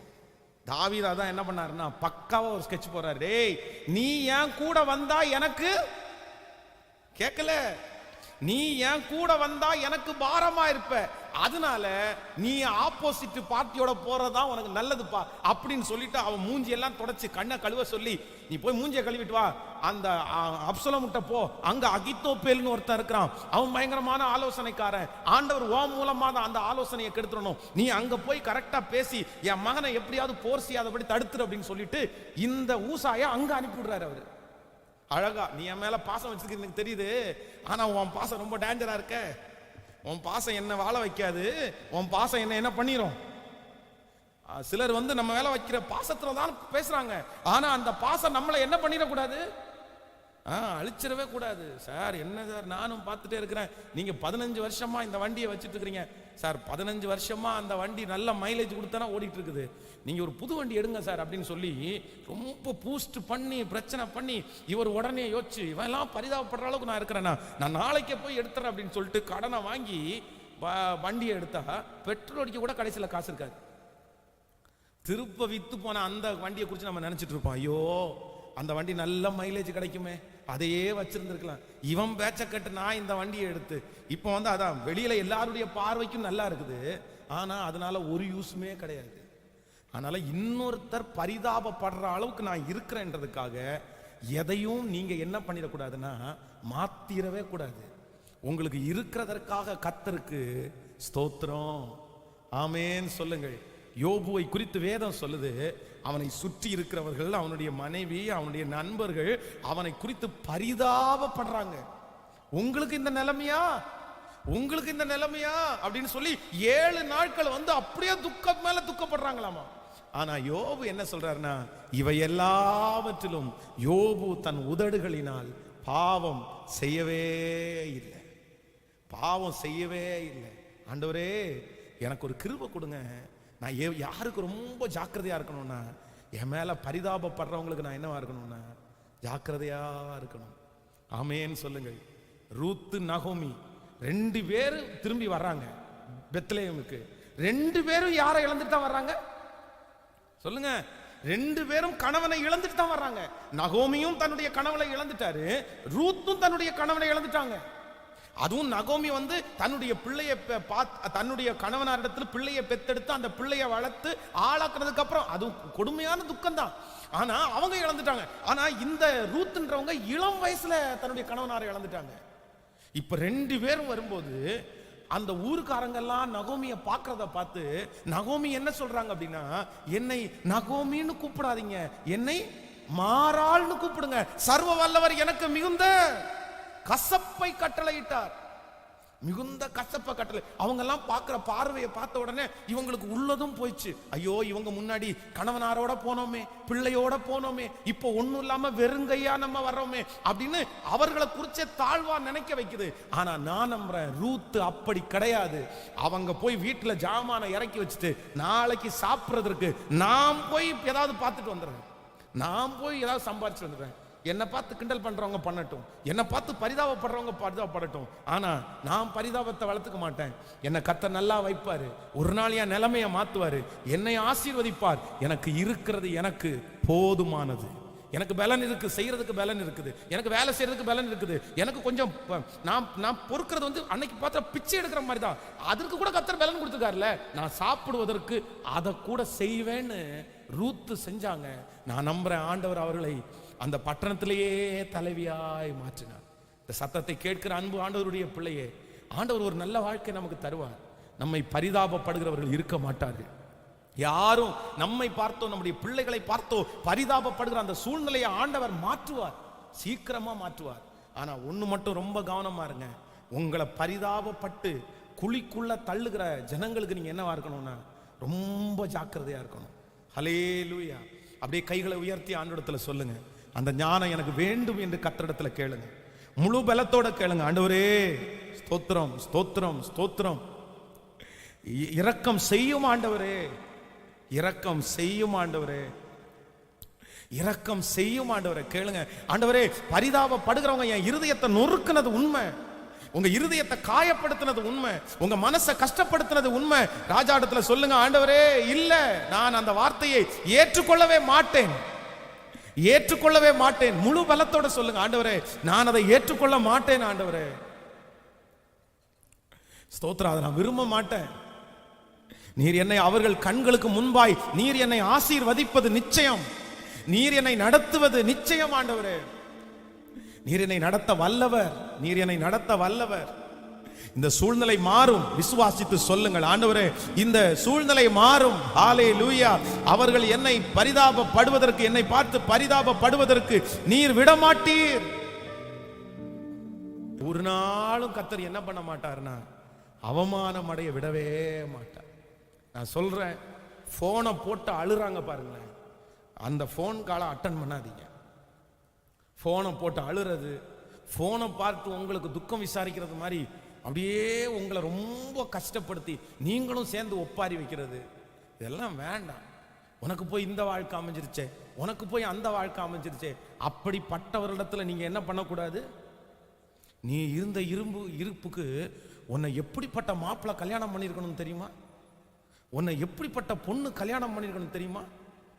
உனக்கு அவங்க வேற பேசி, எனக்கு ஃபாரின் மாப்பிள்ளை வந்தாங்க, எனக்கு வந்து 75,000 ரூபாய் சம்பளத்தில் ஒருத்தர் வந்தார், அவரெல்லாம் விட்டுட்டு உங்களை போய் கல்யாணம் பண்ண, எங்கேயோ கேட்டது மாதிரி இருக்கு அப்படின்னு கேட்டால் யாராவது ஒருத்தர் சொல்லியிருப்பாங்க, உனக்கு அந்த மாப்பிள்ளை பார்க்கும்போது நான் இருந்தேன் இல்லை, அந்த பொண்ணு பார்க்கும்போது இருந்தேன் இல்லை, அந்த பொண்ணை மட்டும் நீ கல்யாணம் பண்ணியிருந்தேன்னா இன்னைக்கு வேற லெவலில் போயிருப்ப, அந்த பையனை மட்டும் கல்யாணம் பண்ணியிருந்தேன்னா வேற.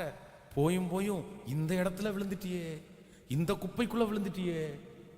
நான் சொல்றேன், ஒரு நாளும் அவங்க மேல பரிதாபப்படுறதுக்கு நீங்க என்ன பண்ணிடக்கூடாதுன்னா சொல்லுங்க, எட்டாமே கொடுக்கூடாது, எதுல வேணாலும். அப்படி நீங்கள் இடம் கொடுப்பீர்களே ஆனால் உங்க வாழ்க்கை கட்டப்படவே முடியாது. நீ ரொம்ப தனியா இருக்கிற, நீ எத்தனை நாள் தான் இப்படி தனியா இருக்கிறது? நான் சொல்றேன், என்ன குறித்து யாரும் பரிதாபப்பட வேண்டிய அவசியம் இல்லை. நீங்க இயேசு கிறிஸ்து அந்த வார்த்தையை சொல்லுவார் பாருங்க. நீங்க ஒரு வசனத்தை எடுத்துக்கொள்ளுங்கள், இந்த வசனத்தை வாசி நம்ம ஜெபித்து முடிக்க போறோம். மத்தேயு 9ஆம் அதிகாரத்தை எடுத்துக்கொள்ளுங்கள். மத்தேயு எழுதின சுவிசேஷம் 9ஆம் அதிகாரம் 23வது வசனத்தை நம்ம வாசிக்க போகிறோம். மத்தேயு எழுதின சுவிசேஷம் ஸ்தோத்திரம் 9ஆம் அதிகாரத்திலே 9ஆம் அதிகாரம், மத்தேயு எழுதின சுவிசேஷம் 9ஆம் அதிகாரம் 23வது வசனத்தை வாசிக்கலாமா? 9ஆம் அதிகாரம் 23வது வசனத்தை நம்ம வாசிக்கும் போது, இயேசுவானவர் தலைவனுடைய வீட்டிலே வந்து தாரை ஊதுகிறவர்களையும் இறைகிற ஜனங்களையும் கண்டு, விலகுங்கள், இந்த சிறு பெண் மரிக்கவில்லை, நித்திரையா இருக்கிறாள் என்றார். அதற்காக அவரை பார்த்து நகைத்தார்கள். ஜனங்கள் வெளியே துரத்தப்பட்ட பின்பு அவர் உள்ளே பிரவேசித்து அந்த சிறு பெண்ணின் கையை பிடித்தார். உடனே அவள் எழுந்திருந்தாள். ஆமேன். நீங்கள் அதை 19வது வசனத்திலிருந்து வாசிக்கும் போது, இயேசு எழுந்து தம்முடைய சீசர்களோடு கூட அவன் பின்னே போனான். அப்பொழுது 12 வருஷமாய் பெரும்பாடுள்ள ஸ்திரீ. கவனிங்க ஆண்டவருடைய பிள்ளைகளே, இங்க என்ன நடக்குது அப்படின்னா, ஒரு ஜெப ஆலய தலைவன் ஆண்டவரை சந்திக்கிறார். ஐயா, இந்த மாதிரி என்னுடைய பொண்ணு மரிக்கிற சூழ்நிலையில இருக்கிறா, வியாதியா இருக்கிறா, நீங்க பாத்தீங்க அப்படின்னு சொன்னா அவள் கண்டிப்பா உயிரோட எழும்புவான்னு சொல்லி வருந்தி கேட்ட உடனே, அவர் நல்ல மனுஷன், அவர் தேவாலயத்தை கட்டி இருக்கிறாருன்னு எல்லாரும் சாட்சி சொன்ன உடனே, சரி வாப்பா போலாம், அந்த பிள்ளைய நான் அந்த ஜெபம் பண்ணி அந்த பிள்ளைய சரி பண்ணலான்னு சொல்லி கிளம்புறாரு. வருகிற வழியில 12 வருஷமாய் பெரும்பாடுள்ள ஸ்திரீயை பார்க்கிறாரு. அங்க ஒரு அற்புதம் நடக்குது. அதனால காலதாமதம் ஆகுது. இப்ப காலதாமதம் ஆகும் போதே ஒருத்தர் அந்த பொண்ணுடைய வீட்டுல இருந்து அவடத்துல சொல்றாரு, இனி போதகரை வருத்தப்படுத்த வேண்டாம். ஏன் அப்படின்னா, உன் பொண்ணு மரிச்சிட்டா, உன் பொண்ணு செத்தாச்சு, இனி வருத்தப்படுத்த வேண்டாம்னு சொல்றாங்க. அப்போ இந்த ஜெப ஆலய தலைவன் கலக்கமா இருக்கும்போது ஆண்டவர் அவனை பார்த்து சொல்றாரு, பயப்படாத, விசுவாசம் உள்ளவனாய் இரு அப்படின்னு சொல்லி ஆண்டவர் அந்த வீட்டுக்கு போறாரு. கவனிங்க, அந்த புள்ள செத்து 1 மணி நேரமோ 1/2 மணி நேரமோ தெரியாது. இப்பதான் கொஞ்ச நேரம் தான் ஆச்சு மரணம் அடைஞ்சு கொஞ்ச நேரத்துக்கு உள்ளேயே யார் வந்துட்டாங்கன்னு தெரியுமா? தார தம்பட்டை அடிச்சு துக்கத்தை வெளிப்படுத்துறவங்க வந்துட்டாங்க. அதான் ஒப்பாரி விட்டு அழுகிறவங்க வந்துட்டாங்க. அப்ப இயேசுவானவர் போன உடனே ஃபர்ஸ்ட் யாரை துரத்தாரு அப்படின்னா, இந்த ஒப்பாரி வைக்கிறவன் எல்லாம் முதல்ல வெளியே போயிருப்பா. முதல்ல அவங்கள வெளியே துரத்திட்டு அதற்கு பிறகு அந்த அற்புதத்தை கர்த்தர் செய்கிறார்.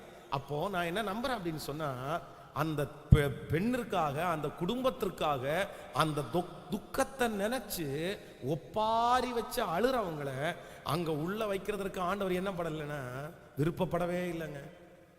அதான் எருசலேம் குமாரத்திகள் ஆண்டவரை நினைச்சு ஆண்டவரை பார்த்தா அழும்போது ஆண்டவர் என்ன சொல்றாருன்னா, நீங்க எனக்காக அழாமல் உங்களுக்காகவும் உங்கள் பிள்ளைகளுக்காகவும் அழுங்க. நீங்க என்ன நினைச்சு அழ வேண்டாம், நீங்க என்ன நினைச்சு பரிதாபப்பட வேண்டாம். இயேசுநாதருக்கு இந்த நிலைமையா? இவ்வளோ அற்புதத்தை செஞ்ச ஆண்டவருக்கு இந்த நிலைமையா? நீங்க என்ன பார்த்து பரிதாபப்படாதீங்க, என்ன பார்த்து நீங்க அழாதீங்க, நீங்க உங்களுக்காக உங்க பிள்ளைகளுக்காகவும் அழுங்க. அப்போ நல்ல ஒரு நீதிமான், நல்ல ஒரு தேவனுடைய பிள்ளை மனுஷனை எப்படி அடையாளம் கண்டு கொள்வார்கள் என்றால், நம்மை மேல் பரிதாபப்படுகிற ஜனங்களை நீங்க எப்படிதான் கையாளணும் அப்படின்னா, ஜாக்கிரதையாய் கையாளணும். என் கூட இருக்கிறவர் பெரியவர், என்னை அழைத்தவர் பெரியவர்.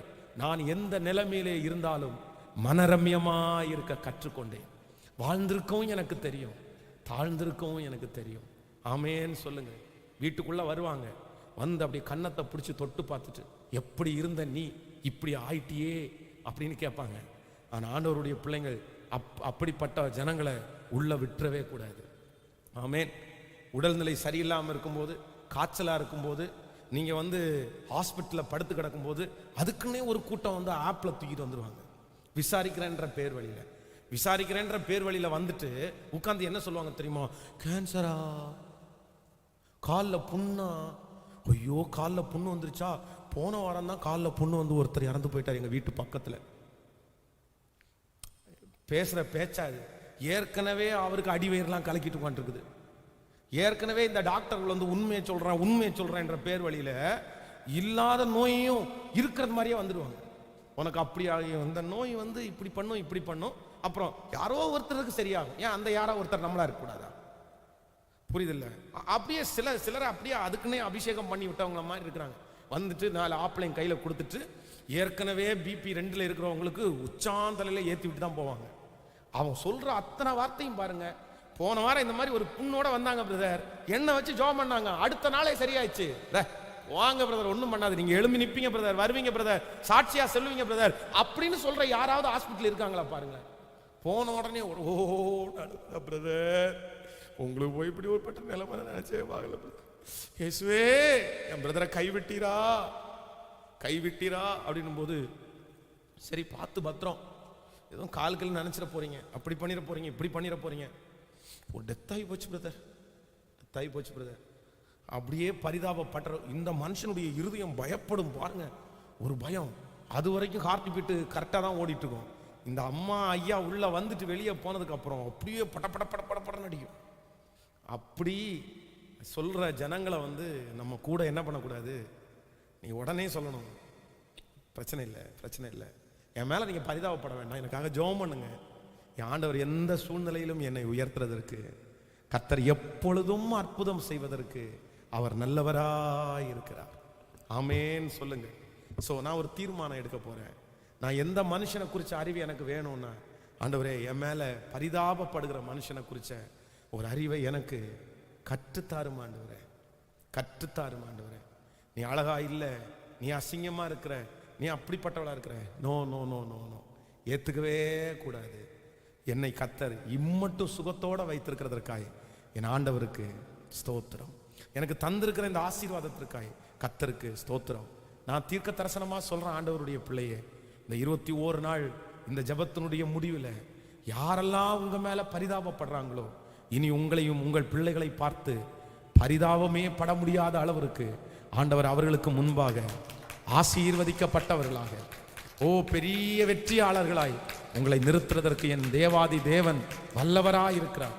உனக்கு அந்த பாக்கியம் இல்லையேன்னு உங்க மேல பரிதாபப்படுற அளவுக்கு கர்த்தர் வைக்க மாட்டாரு. உனக்கு இந்த ஆசீர்வாதம் உனக்கு கிடைக்காது அப்படின்னு அவர்கள் பரிதாபப்படுற அளவுக்கு கர்த்தர் உங்களை வைக்க மாட்டாரு. சீக்கிரமாய் அவர்கள் கண்களுக்கு முன்பாய் கர்த்தர் உங்களை மேன்மைப்படுத்தி ஆசீர்வதித்து பலப்படுத்தி அந்த தீங்கை உங்களிடத்திலிருந்து கர்த்தர் எடுத்து போடுவார். ஆமேன். நம்புறவங்க கரங்களை தட்டி, இயேசுவே நான் நம்புறேன், இயேசுவே நான் நம்புறேன். கைகளை அசைத்து ஒரு ஹல்லேலூயா சொல்லணும். ஐயோ, உனக்கு இந்த வயசுலயே இவ்வளவு கடனா? ஐயோ, இந்த வயசுலயே உங்க அப்பா உன் தலை மேல இவ்வளவு பெரிய பாரத்தை சுமத்தினாரா? உனக்கு என்னதான் இருந்தாலும் இந்த வயசுல இவ்வளவு பாரம் உனக்கு வரக்கூடாது, இந்த வயசுல இவ்வளவு வியாதி உனக்கு இருக்கக்கூடாது அப்படின்னு எல்லாம் சொல்லி உங்க மேல பரிதாபப்படுத்துவாங்க. நீங்க அஞ்சவே கூடாது. நான் சொல்றேன், இன்னைக்கு வியாதியா இருக்கிற நீங்க 20 ஆண்டு தாண்டி பலனா மாற மாட்டீங்களா? ஆண்டவர் உங்களை சுகப்படுத்தினார் என்றால் அந்த வியாதியினுடைய ஒரு சின்ன தன்மை கூட இல்லாம உங்களை பலப்படுத்துறதற்கு கர்த்தர் வல்லவரா இருக்கிறார். விசுவாசிக்கிறீங்களா? நம்புறீங்களா? அதனால இவ்வளோ கடனா பிரதர், இவ்வளோ வியாதியா பிரதர் அப்படின்னு எல்லாம் சொன்னா நீங்க அதை ஏத்துக்கவே கூடாது. எனக்கு வேண்டாம் ஆண்டவரே, எனக்கு வேண்டாம். என் மேல் பரிதாபப்படுகிறவர்கள் எனக்கு வேண்டாம். அதான் ஒரு நல்ல வேலை பார்த்துட்டு இருந்த ஒரு சிஸ்டர், ரொம்ப கடினமாய் உழைக்கிறவள். அந்த மேனேஜரும் அவங்கள ரொம்ப நல்லா வச்சிருந்தாரு. அதை பார்க்குற ஒரு ஆள் என்ன பண்ணிட்டாருன்னா, அந்த அம்மா தனியாக வேலை செஞ்சுட்டு இருக்கும்போது போய், என்னம்மா இவ்வளோ வேலை செய்கிற, நானும் உன்னை காலையிலேருந்து சாயந்தரம் வரைக்கும் பார்த்துட்டே இருக்கிறேன், நீ இப்படி வேலை செஞ்சுட்டே இருக்கிற, எவ்வளோம்மா சம்பளம் கொடுக்குறாங்க? உடனே இந்த அம்மா சொல்லுது, இவ்வளோ சம்பளம் கொடுக்குறாங்கன்னு. ரொம்ப கம்மிம்மா, நீ பார்க்குற வேலைக்கு இவ்வளோ சம்பளம் ரொம்ப கம்மிம்மா, நீ ரொம்ப கஷ்டப்படுறம்மா, நீ ரொம்ப வேலை செய்கிறம்மா. உடனே இந்த அம்மாவுக்கு என்ன ஆயிடுச்சு அப்படின்னு சொன்னா, ஆமா நம்ம வாங்குற சம்பளத்துக்கு மேல ரொம்ப வேலை செய்யறோம் போல தெரியுது. அந்த ஓனர் நினைச்சிட்டு இருக்கிறாரு, சரி இவங்க நல்லா வேலை பார்க்குறாங்க, இவங்க எதிர்காலத்தில் ஏதாவது இவங்களுக்கு செய்யணும் அப்படின்னு மனசுல நிறைய கற்பனை கோட்டி கட்டிருக்கும் போது இந்த அம்மா, நம்ம நிறைய செய்யறோம் போல தெரியுது, நம்ம இனி கொஞ்சம் குறைச்சிக்கும் அப்படின்னு சொல்லி கடைசியில் அந்த வேலையை விட்டே அந்த அம்மாவை தூக்க வச்சிட்டாரு. பார்க்கும் போதெல்லாம் அப்படிதான் சொல்லுவாரு, பார்க்கும் போதெல்லாம் சொல்லியிருக்காரு, நீ இழைச்சு போயிட்டாமா, அங்க வேலை செஞ்சே இழைச்சு போயிட்டாமா. நான் சொல்றேன், இந்த மாதிரி உங்களிடத்துல உங்களை மோட்டிவேட் பண்றவங்க நல்லவங்களா கெட்டவங்களான்ற அறிவு உங்களுக்கு, சில இடத்திலிருந்து உங்களை துரத்துறதற்கு, சில இடத்திலிருந்து உங்களை எடுத்து போடுறதற்கு இப்படிப்பட்ட மனிதர்கள் கண்டிப்பா பேசுவாங்க.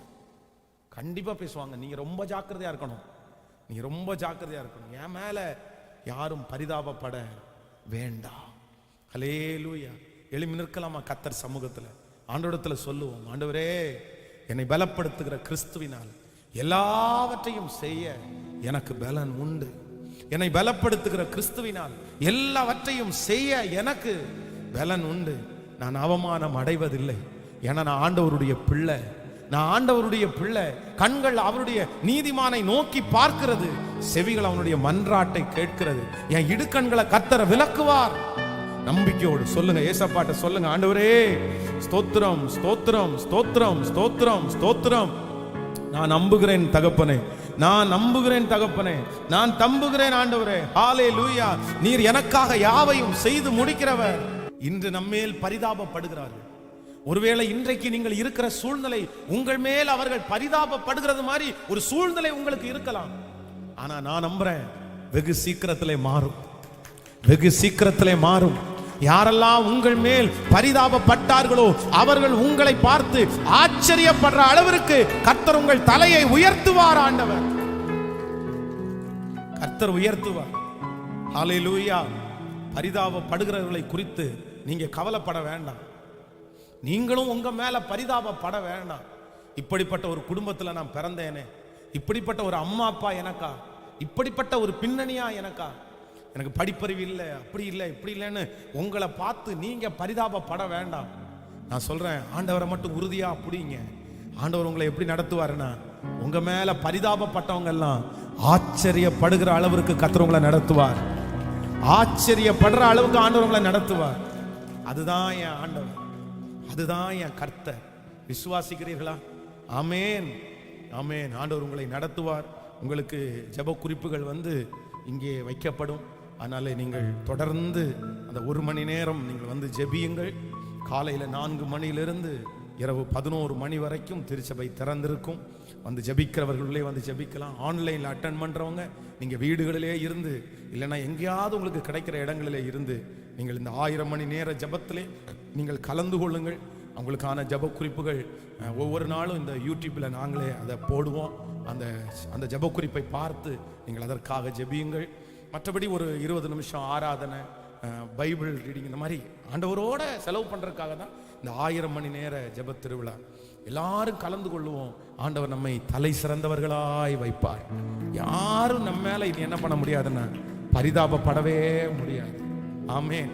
கர்த்தர் நம்மளை ஆச்சரியப்படுற விதமாய் நடத்துவார். ஒரு விஷயம் கூட அந்த வரிகளை பாடி நான் உங்களுக்காக ஜெபிக்கிறேன். இந்த முதல் நாள் நீங்கள் எந்த இடத்துல இருந்தாலும் கர்த்தருடைய மகிமை உங்கள் மேல் பிரகாசிக்க பண்ணட்டும். ஸ்தோத்திரம். உங்க பிள்ளை மேல பரிதாபப்படுகிற அந்த மனுஷன் இனி பரிதாபப்படுறதற்கு கர்த்தர் விட வேண்டாம். ஓ ஹல்லேலூயா. ஆண்டவர் உங்க பிள்ளைய பார்த்து அவங்க ஆச்சரியப்படுற அளவிற்கு வளர்த்திற்கேற்ற பலனை ஆண்டவர் உங்களுக்கு தருவார். அந்த கிருபை உங்களுக்கு தருவார். உங்க மகளை பார்த்து பரிதாபப்பட்டவர்கள் ஆச்சரியப்படுவார்கள். உங்கள் மகனை பார்த்து பரிதாபப்பட்டவர்கள் ஆச்சரியப்படுவார்கள். உங்கள் குடும்பத்தை பார்த்து பரிதாபப்பட்டவர்கள் ஆச்சரியப்படுவார்கள். நான் உன்னை அலங்கரிப்பேன், நான் உன்னை சாட்சியாக நிறுத்துவேன்.